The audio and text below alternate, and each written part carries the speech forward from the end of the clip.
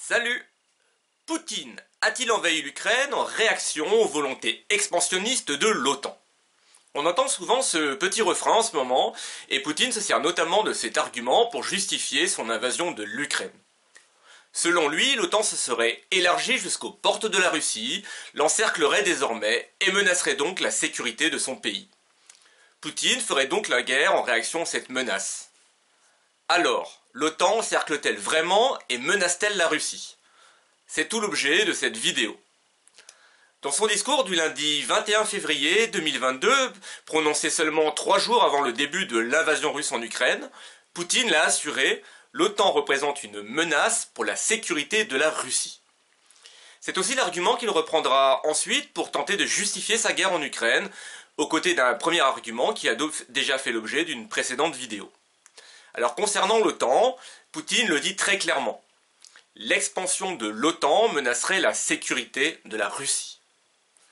Il affirme ainsi, je cite, « Je voudrais être clair et direct dans les circonstances actuelles, alors que nos propositions pour un dialogue égal sur des questions fondamentales sont en fait restées sans réponse de la part des États-Unis et de l'OTAN, et alors que le niveau des menaces contre notre pays a considérablement augmenté, la Russie a tout droit de répondre pour assurer sa sécurité. » Fin de citation.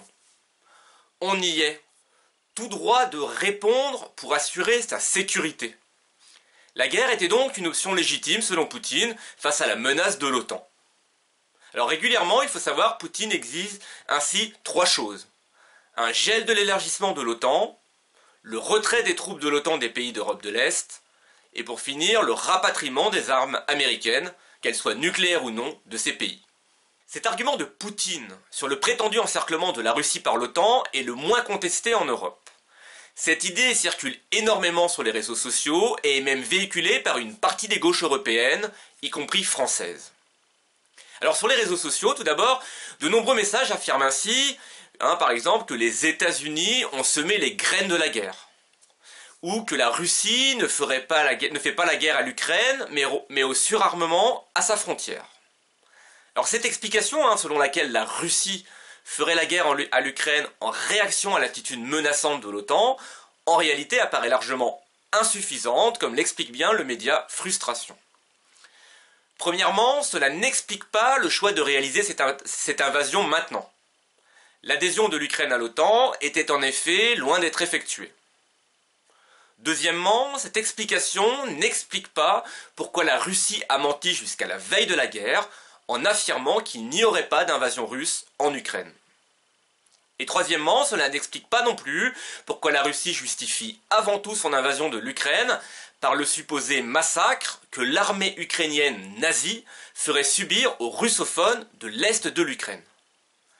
Car l'essentiel du long discours de Poutine le 21 février porte bien là-dessus et non sur la menace représentée par l'OTAN. Mais allez, prenons cet argument de l'encerclement de la Russie par l'OTAN au sérieux et regardons sur quoi il repose. Cette dénonciation repose en réalité sur 2 idées. L'OTAN aurait trahi sa promesse de ne pas s'élargir à l'Est, et seconde idée, l'OTAN représenterait effectivement une menace. Alors tout d'abord, l'OTAN a-t-elle trahi s'élargissant à l'Est ? Cette petite musique est par exemple reprise par Jean-Luc Mélenchon, bien qu'il affirme par ailleurs condamner sans aucune ambiguïté l'invasion de l'Ukraine. Cet engagement pris par la Russie qu'évoque Jean-Luc Mélenchon aurait été prononcé par les Américains aux Russes à la fin de la guerre froide. L'OTAN aurait promis de ne pas s'élargir à l'Est. Alors bien que cette prétendue promesse soit encore aujourd'hui l'objet de débats entre historiens, il apparaît néanmoins qu'il s'agisse d'un mythe. Cette fameuse promesse remonterait au 9 février 1990. Ce jour-là, James Baker, le secrétaire américain d'alors, rencontre le dernier dirigeant de l'Union soviétique, Gorbatchev. La discussion entre les 2 hommes porte alors sur le devenir de l'Allemagne réunifiée. Alors pour rappel, le mur de Berlin est en effet déjà tombé le 9 novembre 1989. Et ce jour-là, Gorbatchev dit s'inquiéter d'une possible intégration d'une Allemagne unie dans l'OTAN. James Baker lui promet alors que l'OTAN ne s'étendra pas au territoire de la RDA, à savoir donc l'ancienne Allemagne de l'Est. Baker promet ainsi, je cite, que la juridiction militaire actuelle de l'OTAN ne s'étendra pas d'un pouce vers l'Est. Vous le comprenez bien, hein, la discussion ne porte donc que sur l'Allemagne réunifiée. L'OTAN ne s'étendra pas d'un pouce vers l'Est ne signifie pas vers l'Est de l'Europe, comme c'est parfois dit aujourd'hui. Alors pour rappel, hein, l'URSS ne s'est pas encore officiellement effondrée et les pays d'Europe de l'Est font encore partie du pacte de Varsovie. Pacte de Varsovie qui était l'alliance militaire de l'URSS. Personne ne pouvait alors prévoir que l'URSS allait s'effondrer et encore moins envisager une quelconque expansion de l'OTAN à l'est de l'Europe. De plus, ce mythe repose sur l'idée que les Américains auraient voulu s'élargir à l'est de l'Europe pour consolider leur domination en Europe. En réalité, ce n'est pas si simple. Parce que ce sont d'abord les pays d'Europe de l'Est qui, au milieu des années 90, vont demander leur adhésion à l'OTAN. Et l'OTAN, craignant la réaction de la Russie, va longtemps hésiter à répondre oui. Les Américains eux-mêmes furent très partagés sur la question. L'élargissement ne sera acté qu'en 1997 et l'adhésion des premiers pays, à savoir la Hongrie, la Pologne et la République tchèque, ne sera réalisée qu'en 1999. Il n'y avait donc en réalité aucun plan américain visant à encercler la Russie.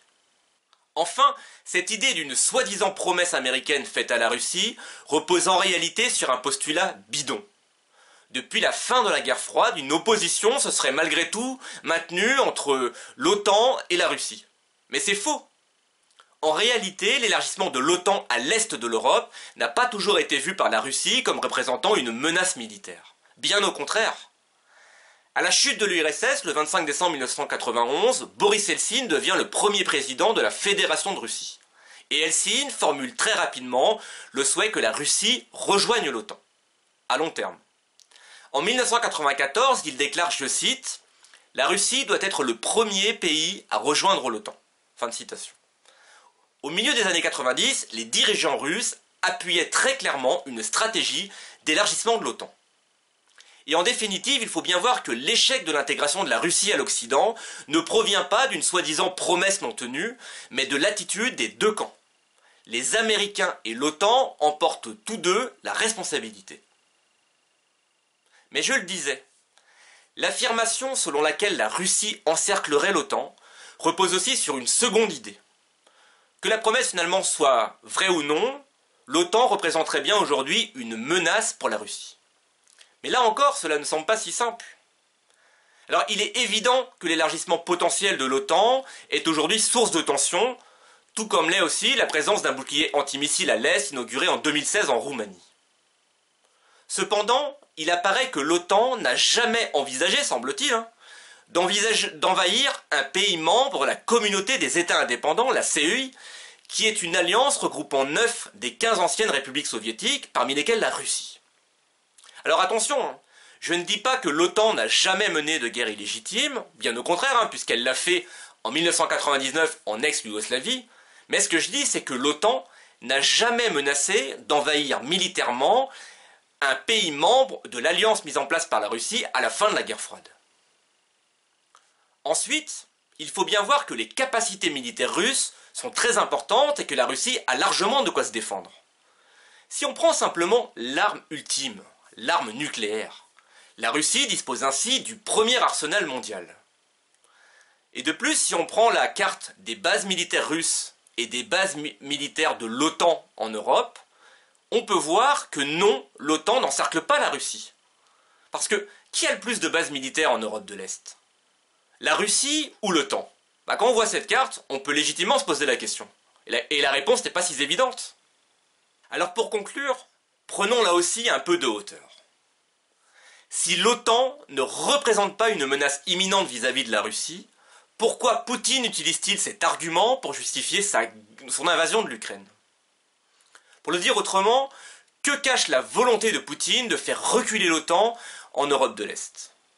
Rien, en réalité rien, absolument rien, ne permet de justifier l'invasion de l'Ukraine par la Russie.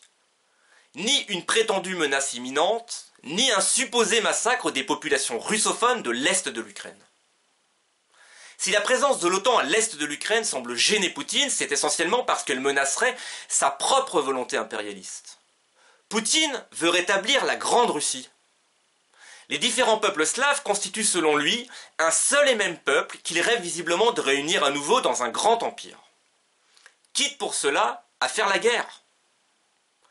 L'impérialisme russe, donc cette volonté de rétablir, conquête après conquête, un grand empire, apparaît aujourd'hui entravé par la présence de soldats de l'OTAN à l'est de l'Europe. Car si l'OTAN finalement retirait ses troupes présentes à l'est, que se passerait-il selon vous ? Poutine renoncerait-il à son projet de rétablir un grand empire russe? Cela aurait-il vraiment permis d'éviter la guerre en Ukraine? En réalité, rien ne semble l'indiquer. Tout montre au contraire que Poutine envahit l'Ukraine pour son propre agenda, pour sa propre vision du monde et pour ses propres intérêts. Alors pour finir, j'aimerais préciser que cette vidéo est le fruit d'un long travail de lecture, de vérification et de confrontation des sources. Et mes sources sont justement citées en présentation ou en commentaire de cette vidéo. Alors si vous avez aimé cette vidéo, eh bien n'hésitez pas à la partager et à vous abonner à la chaîne YouTube de l'Actu qui chauffe. Et merci aussi de soutenir mon travail via la plateforme de financement participatif Tipeee. Allez, salut!